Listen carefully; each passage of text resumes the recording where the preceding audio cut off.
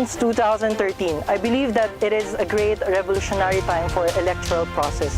Proseso dahil kailangan paigtingin ang talas ng talino ng ating mga botante at ng karunungan ng ating mga kandidato.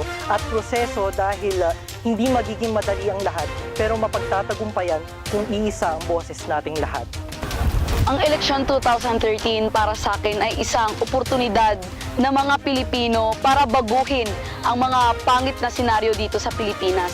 Ito yung magiging kapangyarihan ng lahat para piliin ang mga tamang tao na mamumuno sa gobyerno at mamumuno sa buong bansa at sa lahat ng Pilipino. Isang malaking hakbang para sa mga Pilipino para sa pagbabago. Ang halalan 2013 ay isang araw ng responsibilidad, hindi lang para sa ating mga botante, kundi na rin pati sa mga kandidato na nais mahalal ngayong taon.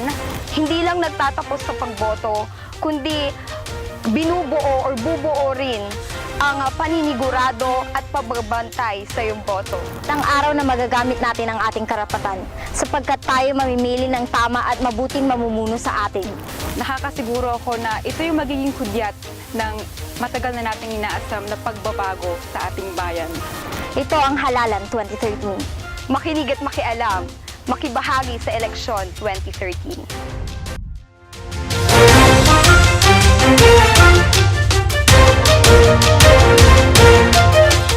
Basically, isang malaking kabahagi ang Election Watch 2013.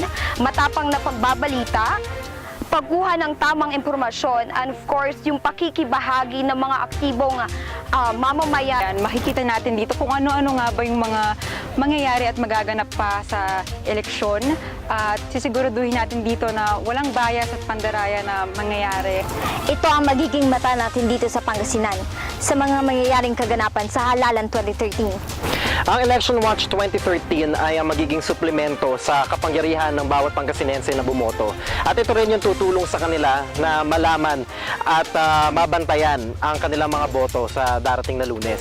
Election Watch 2013, hindi lamang handa o may alam. Isang ekstensyon ng paningin ng mga Pilipino.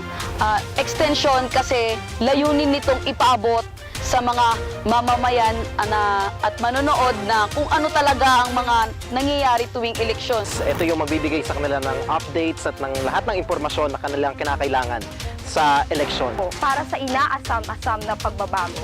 Samahan niyo kami at Ng buong Talk TV Global Sa pagbabantay sa darating Ting na halalan, makiisa sa Election Watch 2013.